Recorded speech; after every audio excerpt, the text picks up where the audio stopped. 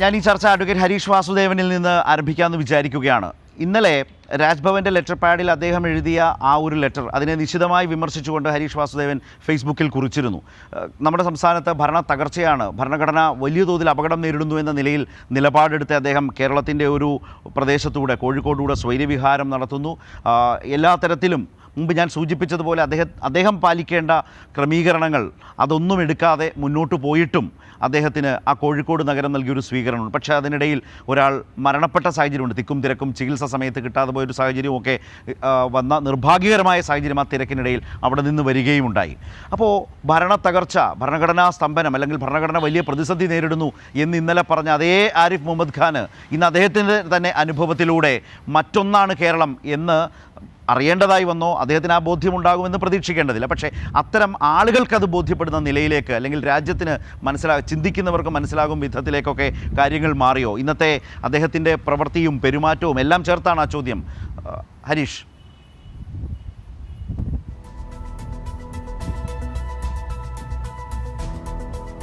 ശരത്തെ, ഇതിനകത്ത് ആരിഫ് മുഹമ്മദ് ഖാൻ കളിക്കുന്ന വില കുറഞ്ഞ രാഷ്ട്രീയം കാണാതെ നമ്മൾ അദ്ദേഹത്തിൻ്റെ പ്രവൃത്തിയെ വിലയിരുത്തുന്നത് ശരിയായിരിക്കില്ല എന്നെനിക്ക് തോന്നുന്നു. ഞാൻ അതുകൊണ്ടാണ് സാധാരണഗതിയിൽ ഉപയോഗിക്കുന്നൊരു ഭാഷയേക്കാൾ വളരെ അദ്ദേഹത്തിൻ്റെ നിരക്കുന്ന തരത്തിലുള്ളൊരു നിലവാര തകർച്ചയുള്ളൊരു ഭാഷ ഉപയോഗിച്ച് ഞാൻ ഇന്നലെ ഇത് ഞങ്ങളുടെ നാട്ടിലേക്ക് കാസർഗോഡ്, കണ്ണൂർ ഭാഗത്തൊക്കെ ഒരു അതെ ബഗിഡാപ്പി എന്നൊക്കെ നമ്മൾ വിളിക്കും. സാധാരണഗതിയിൽ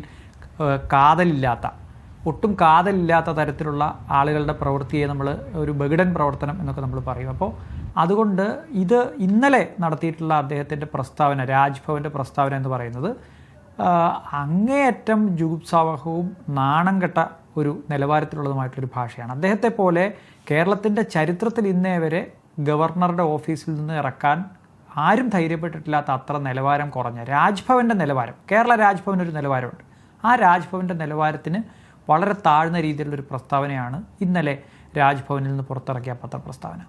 പണ്ടൊക്കെ നമ്മൾ രാജ്ഭവനിൽ നിന്ന് ഇറങ്ങുന്നൊരു പത്രപ്രസ്താവനയെ ഗൗരവമായി എടുക്കാറില്ല. കാരണം കേരളത്തിലെ ഏത് സർക്കാരിൻ്റെ സ്ഥാപനത്തിൽ നിന്നും പത്രപ്രസ്താവന ഇറക്കുന്നതിന് ഏറെക്കുറെ ഒരേ മൂല്യമാണുള്ളത്. പക്ഷേ നോക്കൂ, സുപ്രീം കോടതിയിൽ കഴിഞ്ഞ കേസിൽ VCയുടെ അപ്പോയിൻമെൻറ്റുമായി ബന്ധപ്പെട്ട് സുപ്രീം കോടതി പരിഗണിച്ചതിൽ ഒരു പ്രധാനപ്പെട്ട രേഖ, സുപ്രീം കോടതിയുടെ വിധിന്യായത്തിൽ കോട്ട് ചെയ്തപ്പെട്ട ഒരു രേഖ രാജ്ഭവൻ്റെ പത്രക്കുറിപ്പാണ്. അപ്പോൾ രാജ്ഭവൻ്റെ പത്രക്കുറിപ്പിന് ഭരണഘടനാ കോടതിയിൽ സാധുത ലഭിക്കുന്ന ഒരു ഡോക്യുമെൻ്റ് ആണെങ്കിൽ ആ ഡോക്യുമെൻറ്റിൽ അസംബന്ധം എഴുതി വെക്കരുത് എന്ന് പറയാനുള്ള, അതിനുവേണ്ടി പണം ചെലവാക്കരുത് എന്ന് പറയാനുള്ള ഒരു അവകാശമെങ്കിലും നമ്മൾ പൗരന്മാർ ഉപയോഗിച്ചില്ലെങ്കിൽ അത് വളരെ മോശമാണ്. അത് കാലത്തോട് ചെയ്യുന്നൊരു നീതികേടാണ്. ഗവർണർ ആണോ ചാൻസലർ ആണോ എന്ന് ആരിഫ് മുഹമ്മദ് ഖാൻ ആദ്യം തീരുമാനിക്കണം. അദ്ദേഹം ഗവർണറായിട്ട് ആക്ട് ചെയ്യുകയാണെങ്കിൽ അദ്ദേഹം കോൺസ്റ്റിറ്റ്യൂഷൻ്റെ 4 കോർണറിനകത്ത് നിന്നാണ് ആക്ട് ചെയ്യുന്നത്. അദ്ദേഹത്തിന് ശ്വാസം എടുക്കണമെങ്കിൽ പോലും ഗവർണർ എന്നുള്ള പദവിയിൽ ഇരുന്നുകൊണ്ട്, എക്സിക്യൂട്ടീവിനെ നിയന്ത്രിക്കുന്ന പൊസിഷനിൽ ഇരുന്നുകൊണ്ട് എക്സിക്യൂട്ടീവിൻ്റെ ഹെഡായിട്ട് ഇരിക്കണമെങ്കിൽ കോൺസ്റ്റിറ്റ്യൂഷൻ പറയുന്നത് aid and advice of the ക്യാബിനറ്റിന് ശേഷം മാത്രമേ പറ്റൂ.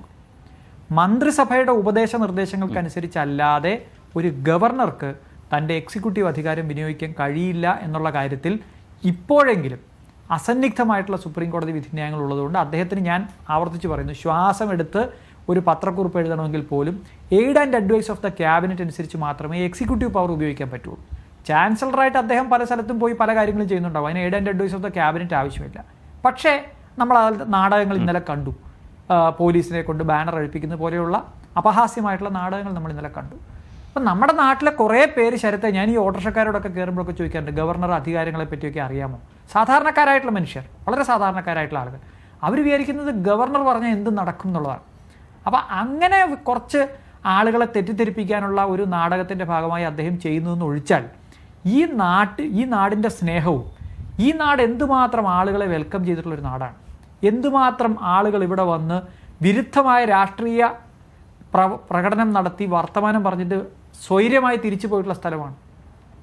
ഈ രാഷ്ട്രീയമായ എതിർപ്പുകൾ ഉള്ളപ്പോഴും കേരളത്തിൽ വന്ന് പ്രസംഗിക്കാനും വിദ്വേഷകരമായതൊഴികെയുള്ള ഏത് പ്രസംഗത്തെയും സ്വാഗതം ചെയ്യുന്നൊരു സ്ഥലമാണ് കേരളം. ഏത് തരത്തിലുള്ള രാഷ്ട്രീയ എതിർപ്പുകളെയും, അത്തരം രാഷ്ട്രീയ എതിർപ്പുകൾ പറയാനുള്ള സ്വാതന്ത്ര്യം ഇവിടെയുണ്ട്. നമ്മൾ സ്നേഹിക്കും, നമ്മൾ നല്ല അലുവ കൊടുത്ത് സ്നേഹിക്കും, നല്ല ബിരിയാണി കൊടുത്ത് സ്നേഹിക്കും. നമുക്ക് നല്ല ഭക്ഷണങ്ങളല്ല, നമ്മുടെ കലകൾ, നമ്മൾ നല്ല കഥകളിയോ അല്ലെങ്കിൽ നാടൻ പാട്ടോ പാടി സ്നേഹിക്കും.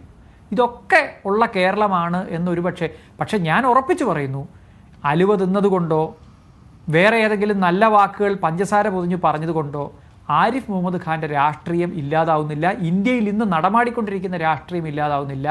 അത് ഗവർണർമാരെ ഉപയോഗിച്ച് അതത് സംസ്ഥാന സർക്കാരുകൾക്കെതിരായി ചെക്ക് വെച്ച് കളിക്കാം എന്നുള്ള കേന്ദ്ര സർക്കാരിൻ്റെ, യൂണിയൻ ഗവൺമെൻറ് തലതിരിഞ്ഞ രാഷ്ട്രീയമാണ്. അതിന് ഭരണഘടന പാലിക്കാൻ ബാധ്യതയുള്ള സുപ്രീം കോടതി കർശനമായി പറയാതെ ഏറെക്കുറെ ചില വാക്കാലുള്ള പരാമർശങ്ങളൊക്കെ നടത്തി ചില വിധിന്യായങ്ങളൊക്കെ പറഞ്ഞ് ഒഴുക്കൻ മട്ടിൽ മാറി നിൽക്കുന്നതല്ലാതെ ഗവർണർമാരെ നിലയ്ക്ക് നിർത്തേണ്ട വിധത്തിലുള്ള ഒരു ഇടപെടൽ നടത്താൻ സുപ്രീം കോടതി തയ്യാറാവാത്തിടത്തോളം ആരിഫ് മുഹമ്മദ് ഖാൻമാർ ഇത്തരത്തിലുള്ള വില കുറഞ്ഞ രാഷ്ട്രീയം കളിച്ച് നമ്മുടെ പരമോന്നതമായിട്ടുള്ള എക്സിക്യൂട്ടീവിൻ്റെ ഏറ്റവും പരമോന്നതമായിട്ടുള്ള ഓഫീസായിട്ടുള്ള ഗവർണറുടെ ഓഫീസിനെ കളങ്കപ്പെടുത്തുകയാണ് ചെയ്തുകൊണ്ടിരിക്കുന്നത്. ഈ നാടകങ്ങൾ അദ്ദേഹം തുടരും എന്ന് വേണം ഈ ഇന്ന് നടന്ന സംഭവ വികാസങ്ങൾ തെളിയിക്കാൻ എന്നാണ് എനിക്ക് തോന്നുന്നത്.